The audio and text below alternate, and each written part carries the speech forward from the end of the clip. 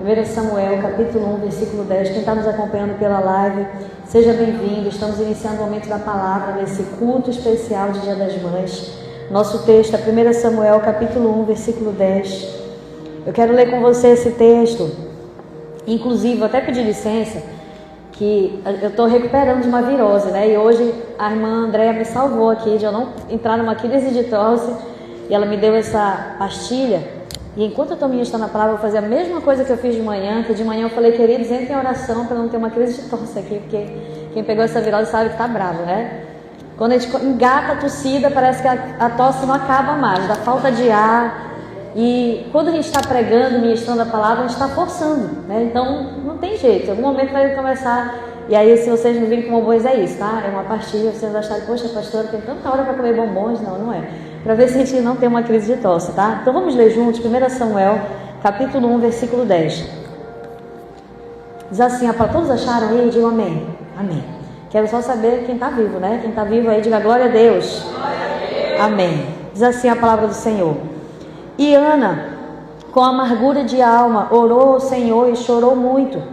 Ela fez um voto dizendo, Senhor dos exércitos, e se de fato olhares para a aflição da tua serva e te lembrares de mim, e não te esqueceres da tua serva, e lhe deres um filho, um homem, eu o dedicarei ao Senhor por todos os dias da sua vida, e sobre a cabeça dele não passará navalha.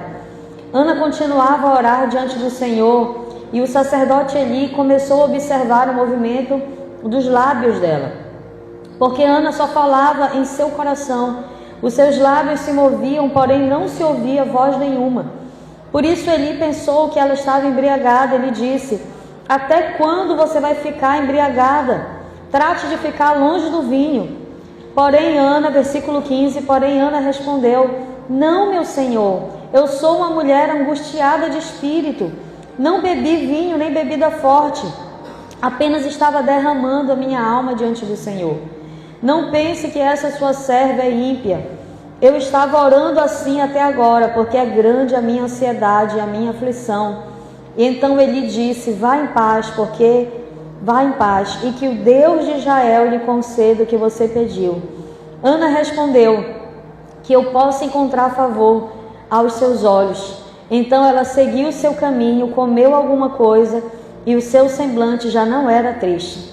Eles se levantaram de madrugada e adoraram diante do Senhor. Depois voltaram para casa em Ramá. Eucana teve relações com Ana, sua esposa, e o Senhor se lembrou dela. Ana ficou grávida e, passado o devido tempo, teve um filho, a quem deu o nome de Samuel, pois dizia, do Senhor o pedi. Amém? Você pode sentar no seu lugar. Glória a Deus, aleluia. Queridos, como eu disse para você, essa noite é uma noite muito especial. Eu não sei quantos já tiveram almoço aí do Dia das Mães. Quem já teve um momento, né, especial com a sua mãe? Talvez você não teve um momento presencial, talvez a sua mãe esteja distante de você, você ligou para ela. Talvez alguns já não tenham mais a sua mãe presente, já tenha partido para o Senhor. Independente das circunstâncias, eu quero dizer para você que hoje é um dia especial. E eu creio que o Senhor, Ele não nos trouxe nesse lugar em vão, amém? Deus quer falar no nosso coração, Deus quer nos dar uma direção. E hoje, por ser um dia especial, Dia das Mães, óbvio que eu vou me dirigir mais às mãezinhas. Porém, talvez você pense assim, pastora, a palavra não é para mim, que eu não sou mãe, mas te acalma, amém? Te acalma, porque se você, como diz a mulher Ciro Fenícia, for esperto, você vai comer até do que cai das migalhas. Quem tem fome, dá um jeito. Então, se você tiver com seus ouvidos espirituais abertos, se você tiver fome da palavra de Deus, você vai pegar princípios para a sua vida e aquilo que vai ser ministrado sobre você vai te servir. Amém? Quem entendeu, diga amém. Glória a Deus. Então, queridos, eu amo muito essa história de Ana, porque quando já conhecia a história de Ana, levante a mão aí. Quem já conhecia, só para eu saber, fazer uma enquete aqui rápida. É muito interessante a história de Ana, porque ela mostra para nós a história de uma mulher que tinha um sonho de ser mãe. Amém? Que privilégio é nós sermos mãe. Ela tinha esse sonho, ela queria muito viver isso. E ela tinha o seu esposo. Naquela época os maridos, eles às vezes não tinham uma só mulher, eles tinham mais de uma esposa. E a outra esposa do seu marido tinha filhos. E isso gerava ainda mais angústia no coração de Ana, porque ela via aquele sonho acontecer na vida da outra, mas não via acontecer na vida dela. Quem está entendendo? Amém? Ela olhava para aquilo que estava acontecendo na vida da outra, que até zombava dela, escarnecia dela. Era como se fosse, entre aspas, a sua concorrente, mas na vida dela aquilo não acontecia. Apesar de que Eucana, que era esposo de Ana, ele era apaixonado por Ana. Ele amava muito Ana, mas mesmo assim Ana queria ter a sua própria experiência de ter filhos, de gerar filhos para o seu marido. E então Ana, ela faz um voto com o Senhor, e a gente já pregou aqui na nossa igreja a respeito do poder do voto. Não sei quantos já ouviram, a gente já pregou muito sobre isso. Ana fez um voto com o Senhor para a gente entender o poder de um voto que é feito diante do altar de Deus. Ela, com o coração dela contrito, todos os anos ela subia até Jerusalém e ela chegava lá, mas naquele ano algo diferente aconteceu. Naquele ano, Ana chega diante da casa do Senhor e lá ela começa a se prostrar em oração. Ela começa a orar tão profundamente que a Bíblia diz que ela nem sequer conseguia falar. Sabe aquela oração tão íntima que às vezes a gente não tem nem palavras para dizer para Deus? Amém? E ela começou a se prostrar diante do Senhor em oração e clamando a Deus. E então o profeta vê ela ali só mexendo os lábios, quem sabe ali até se balançando, orando de uma forma tão compenetrada que ele pensa que ela está embriagada. E ele vai lá e chama a atenção dela. Ela diz: não, meu Senhor, não estou embriagada, eu só estou amargurada de espírito. E assim Ana permaneceu na sua fé. E algo acontece, queridos, naquele momento. Porque no momento que Ana faz um voto para Deus, ela diz assim: Senhor, se o Senhor fazer isso que para mim é impossível ter filhos, algo que eu quero tanto, e o Senhor me der essa oportunidade, eu vou consagrar o meu filho para Ti todos os dias da sua vida. Olha o poder de um voto. Olha a atitude de Ana, de uma mulher sábia. Por isso que nós estamos nessa noite do Dia das Mães falando de Ana, porque Ana, para mim, para você, ela representa um padrão de mãe, daquilo que Deus espera de nós como mães. E se você não é mãe, se você é pai, não tem problema, você vai absorver aquilo que é bom para você, reter aquilo que é bom para você. Ana, ela representa isso. Então Ana, ela vai para sua casa. Quando ela se levanta daquele lugar, ela já não sai mais triste e abatida. Amém? Porque quando nós oramos com fé, nós precisamos ter certeza de que Deus recebeu o nosso pedido de oração. Quem entendeu? Quem ora sem fé continua triste e abatido, porque nada aconteceu no mundo espiritual. A Bíblia diz assim: sem fé é impossível agradar a Deus. Alguém sem fé não muda a realidade do mundo espiritual. Mas Ana não. Ana, ela se levantou daquele lugar e a palavra nos diz que ela não estava mais triste, porque ela estava convicta de que Deus havia recebido a sua oração. E isso é se mover em fé. E ela volta para sua casa e ela se deita com seu esposo e Deus se lembra dela e ela engravida e ela dá o nome de Samuel para o seu filho, que significa isso, porque do Senhor pedi.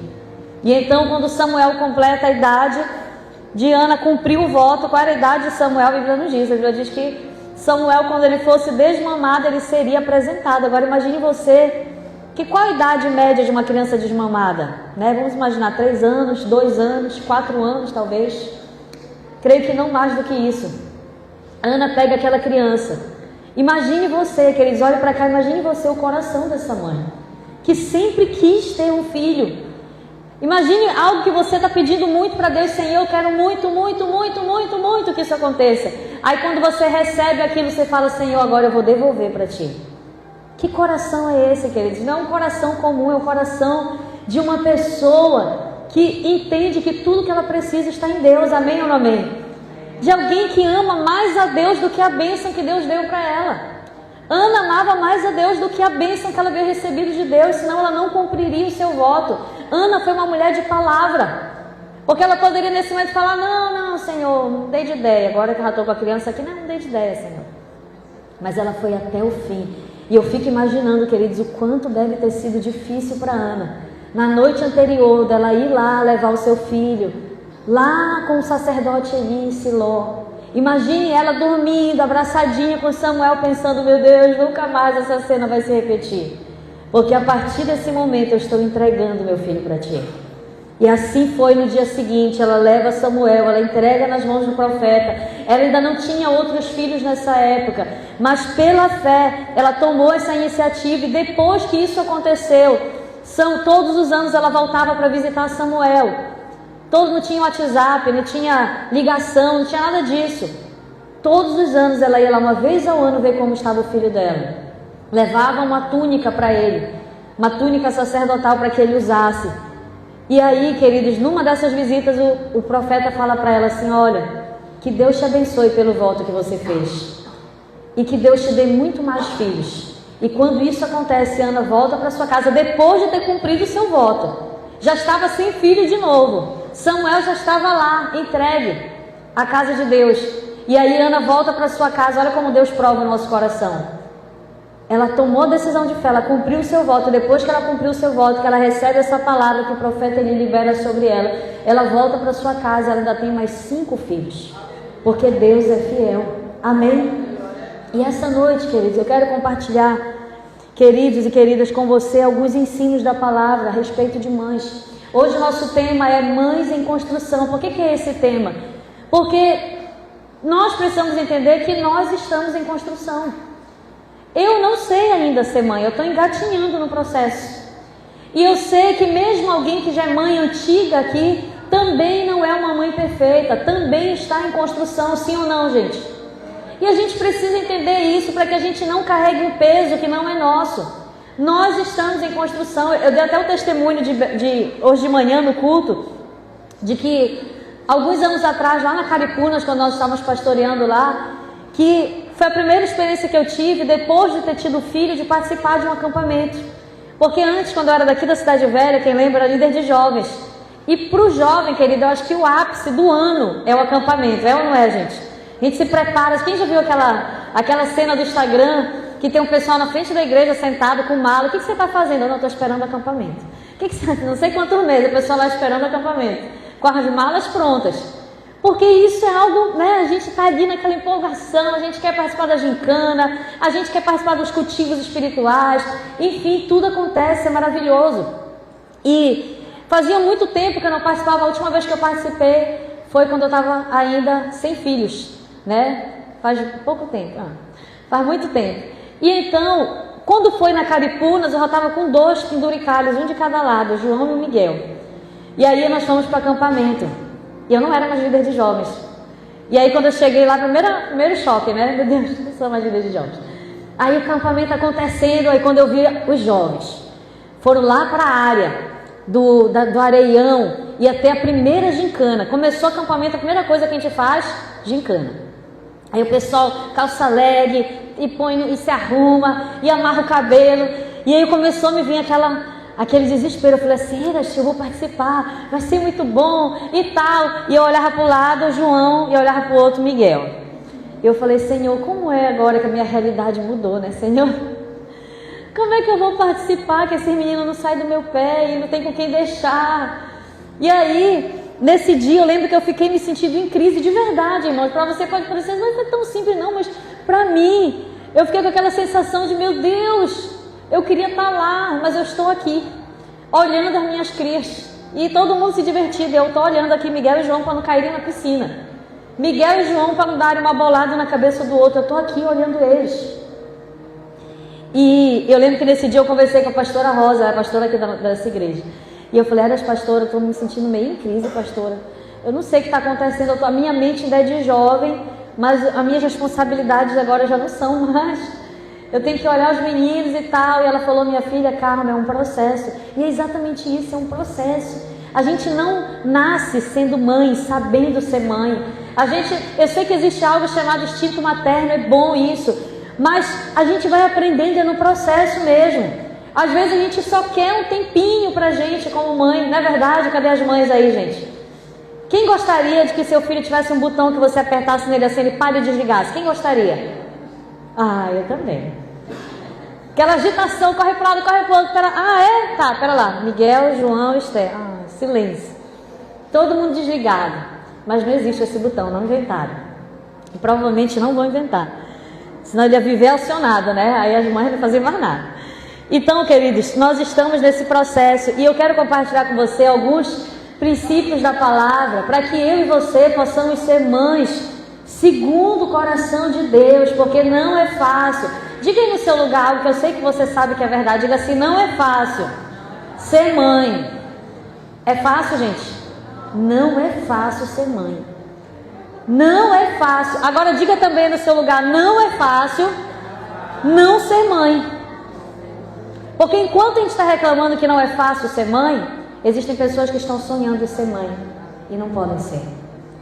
Não é fácil não ser mãe também. Por isso que aquilo que Deus te dá, aceite, abrace e entenda que você está em construção. Quantas estão em construção aí? Amém? A primeira coisa que eu quero compartilhar com você a respeito da maternidade, alguns ensinos da palavra de Deus. E aí, como eu disse para você: pastor, eu não sou mãe, essa palavra não é para mim. Não, querido, abrace a palavra, receba os princípios e pratique na sua vida, porque serve para você também, independente da sua condição. A primeira coisa é: mães precisam estar conectadas com Deus. Não tem como nós sermos mães e desenvolvermos qualquer função na nossa vida. Agora, se você não é mãe, você pode estar pensando: não é só para mãe, não, é para qualquer área na sua vida. Não tem como você viver desconectada com Deus, porque os desafios são muito grandes, porque não é fácil criar filhos para Deus. Então, nós precisamos, assim como Ana, sermos referenciais de mulheres conectadas com Deus. Presta atenção, gente, eu não tenho dúvida de que Ana era uma mulher conectada com Deus. Quantos creem nisso? Ela não teria devolvido o seu filho se ela não tivesse temor de Deus no coração dela. Ela não teria feito um voto desse tão desafiador se ela não tivesse temor de Deus no coração dela. Ana estava conectada com Deus e muito mais nós precisamos estar. Como é que nós vamos criar filhos nesse mundo como está hoje, queridos? Tanta coisa acontecendo. Crianças que já estão com ansiedade, crianças que estão tendo quadros de depressão. Sabia que tem crianças que já até tentaram tirar a própria vida? Isso era algo, queridos, que eu nunca tinha visto na minha vida. E hoje a gente ouve esse tipo de coisa. Porque os dias são maus, porque Jesus está às portas, porque Jesus está voltando. E o amor de muitos se esfriará. Então, o mal, ele vai se espalhar. E aí eu e você precisamos muito mais hoje estar conectados em Deus. Porque, queridos, nunca teve espaço e nunca terá para a gente morna. Sabe o que é a gente morna? É aquele que está em cima do muro. É aquela mãe que fala assim: não, vai lá para a igreja, é bom, não é bom, mas ela mesma não vai. Ela mesma não toma um posicionamento. Não existe lugar para isso, porque, queridas, senão nós vamos perder os nossos filhos. Se nós não estivermos conectados com Deus, qual é o nosso testemunho dentro da nossa casa? O que é que nós carregamos dentro do nosso lar? E eu me faço esse questionamento também. Porque às vezes dentro de casa a gente é tão estressada, né? Tem alguma mãe estressada aqui? Levanta a mão as mães estressadas aí. Às vezes dentro de casa a gente é tão estressada. Às vezes a gente quer só pegar as sandálias e apontar assim: toma-te na costa de quem pegar, pegou. Vocês nunca fizeram isso? Vocês nunca... Não. Às vezes a gente só quer resolver aquele problema. E se a gente não estiver conectada com Deus, a gente vai ultrapassar os nossos limites. Olha para cá, não se distraia. A gente vai ultrapassar os nossos limites. A gente vai querer carregar a família com as nossas costas. E não é na nossa força, diz o Senhor, amém? É através do Espírito de Deus. Nós precisamos estar conectadas com o Senhor, para que a nossa casa esteja debaixo da proteção do Senhor Jesus, para que os nossos filhos estejam sendo conduzidos na direção do Senhor Jesus. Você já pensou em tudo que Ana passou e mesmo assim ela continuou persistente na oração, ela continuou cumprindo o seu voto, ela continuou cuidando de Samuel, ano após ano ela ia lá, ela não desistiu do seu filho. E sabe o que aconteceu? Samuel se tornou um grande profeta. E eu creio que Deus tem promessa para os nossos filhos, amém ou não amém? Tem promessa. E é por isso que o inimigo se levanta na tua casa, minha irmã. É porque Deus tem promessa, Deus tem profeta na tua casa, Deus tem evangelista na tua casa, Deus tem pastor, missionário no teu lar. E o inimigo não quer que esses pastores, esses profetas sejam gerados. Ele quer destruir logo no início.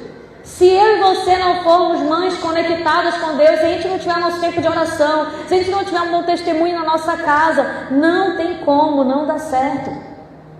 Não dá certo. Eu contei de manhã um testemunho de que semana passada meus pais estavam aqui E aí eu estava em casa com a Esther, meus pais moram no mesmo prédio, na verdade eles moram em Breves, né? Eles vêm me visitar, mas eles têm um apartamento no mesmo prédio, no outro bloco. E quando eles estão aqui, as crianças praticamente ficam alugadas para eles, então eles ficam para lá. Querem dormir lá, querem comer lá, querem brincar lá. Eu falei, tudo bem, né? Todo mundo ganha com isso. Vocês ganham, eu consigo ter tempo de trabalhar, a mamãe aproveita os netos que não vêm um tempão, as crianças ficam felizes, mamãe faz as compras, coisas de vó, Danone, tudo que não tem lá, às vezes, que eu não vou comprar, ela vai lá, compra o Danone do Danette, que o Miguel gosta. Aí compra queijo, compra presunto, deixa tudo separadinho. Para quem? Para os netos. Pensa que é para mim? Não, não é para mim. São para os netos. E aí eles amam. Qual neto que não ama ser paparicado pelos avós? E então, nesse dia, o Miguel estava para lá com o João e eu estava lá em casa com a Esther. Porque a mamãe não se arrisca ainda a ficar com a Esther, ela deixa comigo. E eu estava lavando louça, a Esther na minha perna, eu lavando louça. E o Miguel entrou em casa para pegar a bicicleta com meu pai, que eles iam passear no play. Quando o Miguel entrou e saiu, ele depois, quando voltou para a casa dos meus pais, o Leno depois me contou isso. O Leno disse que o Miguel chegou lá e falou assim: "E tio, por acaso o João estava aqui o João foi para casa da mamãe?" Aí o tio Leno disse assim: "Não, meu filho, o João não foi, o João ficou aqui comigo quando você estava no play." Ele falou: "Mas quando eu entrei lá em casa eu vi o João." E aí o Leno que é pouco medroso, né? Só um pouco. "Como é, meu filho? Me conta melhor essa história." Começou a indagar o Miguel. "Como é isso?" "Não, eu vi o João sentado no sofá, com o celular na mão." E o Leno falou assim: "Mas tem certeza que era o João?" Ele falou: "Tenho, era igualzinho o João." "Mas tinha alguma diferença?" Ele falou: "Não, olha, a única diferença é que o olho dele estava todo preto." O Leno falou assim. Aí imagina que eu estava lavando louça na cozinha, né? Isso quando eu ouvi já não estava mais, mas enfim. E aí eu falei assim: "Maninho." Aí o Leno falou: "Maninha, vamos orar. Maninha, sabe que não tem uma coisa feia e não sei o que." E eu falei: "Maninho, vamos orar. Mas eu creio numa coisa." Sabe o que eu falei para ele? Eu falei assim: "O Miguel, ele é profeta de Deus. Eu vejo que o Miguel, não é a primeira vez, o Miguel ele vê coisas pontuais que às vezes ninguém está vendo, ele vai lá e solta e fala aquilo. E nem ele percebe que ele é profeta de Deus. Mas eu já observei isso acontecer diversas vezes." E então, conclusão da história, para que eu estou te contando isso? É porque quando ele me contou isso me acendeu um alerta de que às vezes Deus está nos sinalizando alguma coisa para que a gente se antecipe, para que a gente não precise passar por aquilo. Porque quando ele me falou isso, eu tive um discernimento de Deus. Pelo menos eu tive uma impressão de que o celular poderia ser uma porta aberta na vida do João, uma porta de que o inimigo poderia utilizar para tentar fisgá-lo. E isso pode acontecer nos nossos lares, amém? Porque às vezes a criança está ali exposta àquilo, a gente não sabe nem o que eles estão assistindo, e a gente precisa ter esse cuidado. E aí a minha reflexão com você é: se eu e você não estivermos conectadas com Deus, meu amigo, o diabo ele entra e ele faz a festa dentro da nossa casa. E aí a gente precisa se posicionar, ungir os nossos filhos, orar pelos nossos filhos e levantar um clamor e ser intercessora e estar sensível à voz do Espírito Santo, saber a hora de falar: "Não, me dá para cá esse celular, você não vai mais pegar", saber a hora de colocar limite, porque precisamos estar conectadas com Deus, amém?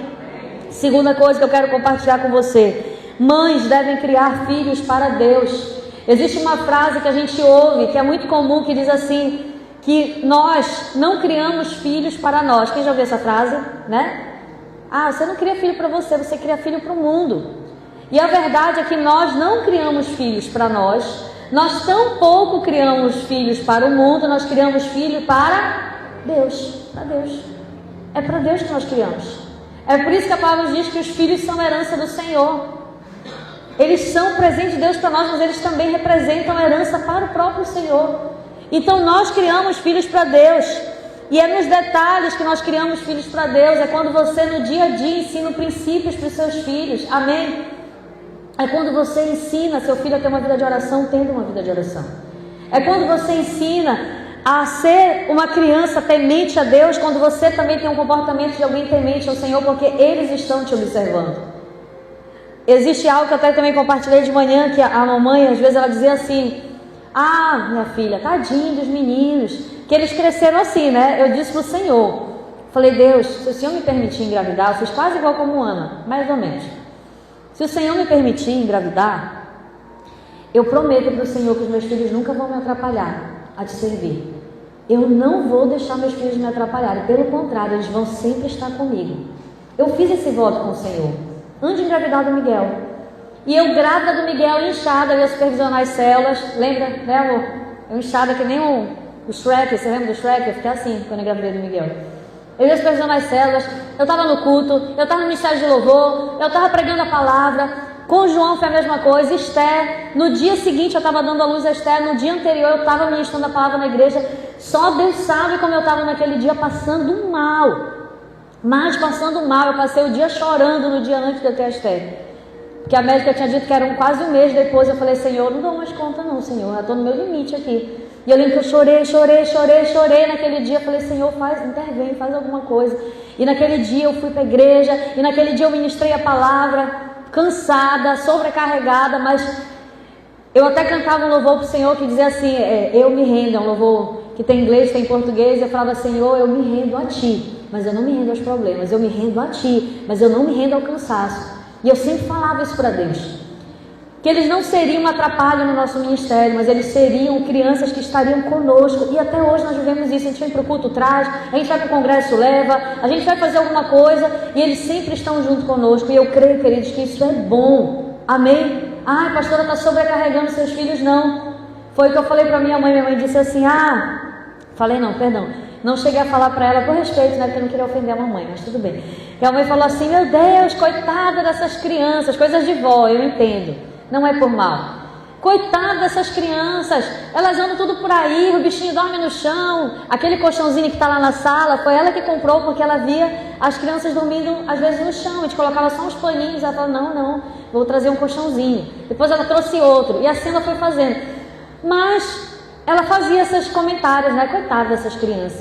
E dentro do meu coração, eu dizia, e eu comentava com meu esposo, não estamos criando filhos, estamos criando missionários. E missionário, ele precisa ser ensinado desde pequeno, amém ou não amém? Porque a gente não está criando para nós, a gente não está criando para o mundo, a gente está criando para Deus. Quer dizer que a gente sacrifica para a criança estudar, ir para o colégio, para ter uma profissão, e a gente não tem o mesmo nível de zelo com os nossos filhos, para que eles se sacrifiquem, renunciem, para que eles possam ter também uma vida no altar, para que eles sejam pessoas que amem a casa de Deus. Será que eu não posso ensiná-los através das minhas atitudes? Porque eu entendo, queridos, que essa é a melhor pregação que nós podemos ter para os nossos filhos, amém? É quando, mesmo cansado,